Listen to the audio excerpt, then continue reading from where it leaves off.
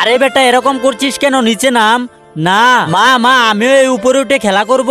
আরে না, এখান থেকে পড়ে গেলে তখন কি হবে? আরে ম্যাডাম বাচ্চাদের সাথে এরকম করতেছেন কেন? আমিও তো ভয় পাইছিলাম, এখন দেখেন কিরকম করে খেলা করতেছে। আরে ভাই আপনার ঘর তো ভেঙে যাবে। আরে কিছু হবে না, এই ঘরটা তো আমি বেঁধেছি, এত সহজে ভেঙে যাবে? আরে বেটা তুমি উঠো উঠো। না বাবা একে উঠাবে না।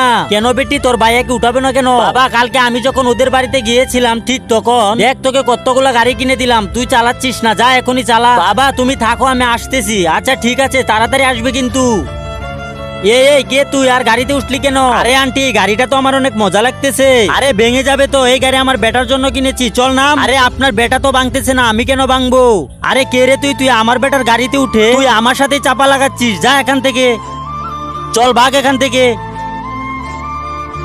আরে ভাই সাহেব তখন তো আমি বুঝিনি। আচ্ছা তাহলে আমার বেটার স্কুটিতে আপনার বেটিকে বসাবো, আর আপনি আমার বেটাকে আপনার ঘরের উপরে উঠান প্লিজ, না হলে ও অনেক কান্না করবে। আচ্ছা ঠিক আছে কোনো ব্যাপার না, বেটা তুমি চলো।